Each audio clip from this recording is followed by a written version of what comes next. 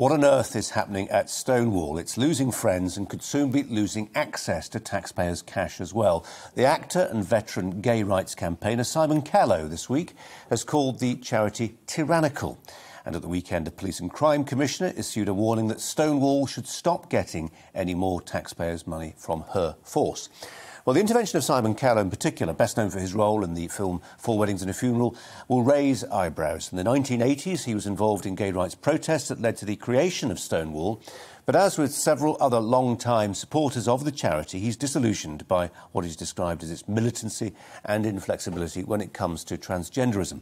He claims that Stonewall risks setting back women's rights and could put pressure on young gay people to needlessly transition.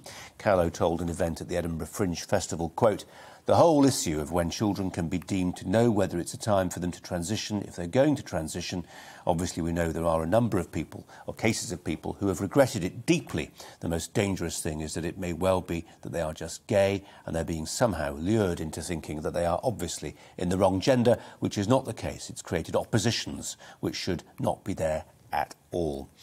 Well, meanwhile, the Police and Crime Commissioner for Surrey has said Stonewall's transgender ideology was putting women at risk. This is Lisa Townsend, who claimed to have been contacted by several women frightened that female-only spaces, like women's refuges and toilets, were being accessed by people who identify as women, even though they have male genitalia.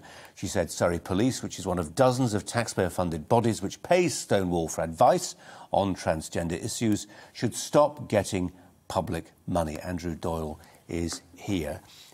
Stonewall has been at the centre of the debate around transgenderism, how much public subsidy it gets to promulgate a certain view of the world. It must hurt it. It must really challenge its credibility when people like, in this case, Simon Callow, but also I think Simon Fanshawe, before he was one of its co-founders, said, you've lost the plot, guys. This is mission creep gone crazy. Yeah, I think a lot of people are going to be confused as to why it seems to be prominent gay figures who are coming out against Stonewall. And the reason for that is Stonewall of today is not what Stonewall once was. And I think the public has a memory of what it used to be. And let's not forget that Stonewall was instrumental in all of the major successes of gay rights over the past 20 years. So things like the equalisation of the age of consent or repealing of Section 28. Which is what Simon Callow was heavily involved in the late 90s. Quite. Well, Simon Callow was involved in some of the protests that led to the formation of Stonewall. And then you've got founders of Stonewall, co-founders like Simon Fanshawe, like Matthew Parris, all coming out against them, because what sort of happened is after gay marriage in 2013, you suddenly have this situation where all of the major victories have been won and we have complete gay equality under the law. That's not to say that homophobia was eliminated, but on paper everything was great. And that gives a kind of crisis of purpose to Stonewall. And a lot of people, some cynical people, or maybe just sensible people, now think that Stonewall pivoted into the trans issue and trans ideology because they had nowhere left to go and they needed to justify the continuance of government funding. I think there's a good argument for that. I think that also is misunderstood, because I think a lot of people think, well, hold a minute, if all they're doing now is campaigning for equality for trans people, what's wrong with that? And there's nothing wrong with that, because we all agree with that. That's not what Stonewall is about now. It's not about trans equality. What they're about now is pushing gender identity ideology, OK?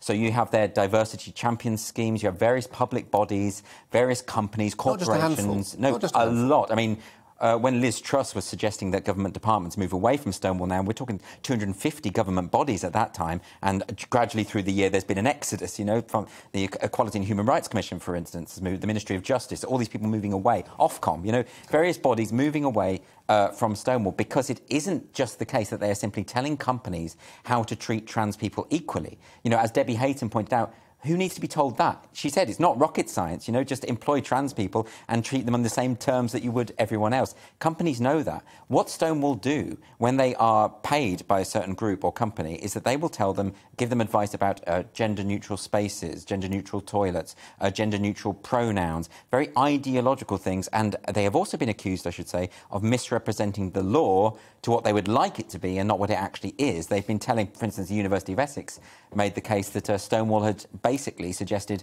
that trans self-identification was one of the protected characteristics under the Equality Act 2010. It's not. It's not true. It's not true. Right, so you've got a situation where it's a lobby group, and it's a lobby group that are getting a lot of money from the taxpayer. I mean, the Taxpayers Alliance estimated it was over £1 million a year, right? So, in fact, Debbie Hayton put this very well in an article.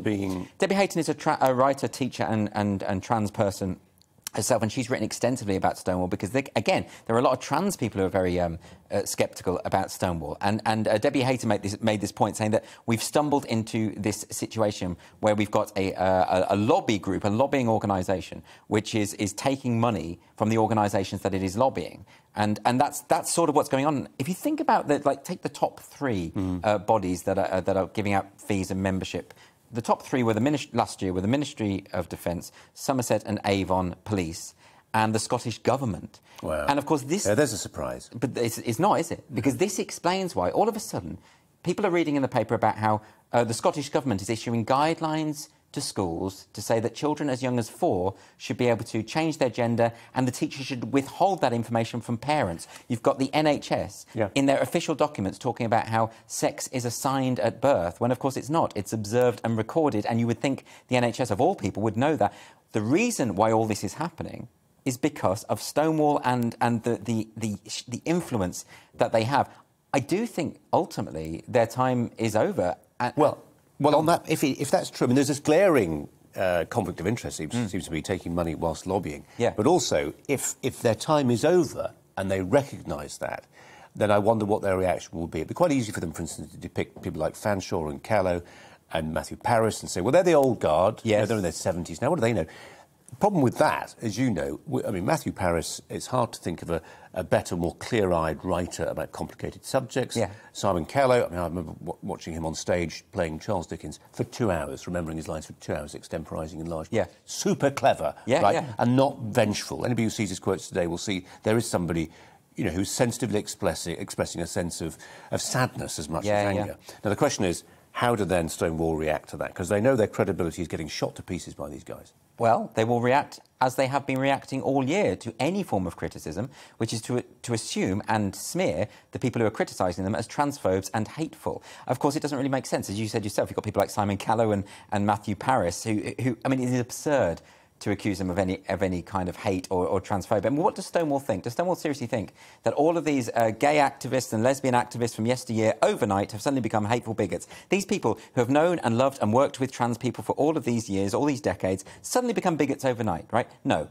this is obviously not the case. And that's their major mistake. You know, when the head of Stonewall compared gender-critical feminists to anti-Semites, that just sort of suggested the level that they are at and the kind of desperation. You know, if you take Simon Callow's concerns that he raises are ones that are shared by many, many people. And, you know, a lot of people will be confused as well. Why are so many gay people concerned? Well, partly because Stonewall has redefined what homosexuality means. So if you go to their website now, or if you look at their resource materials, it doesn't mean same-sex attracted, according to Stonewall. It means same-gender attracted.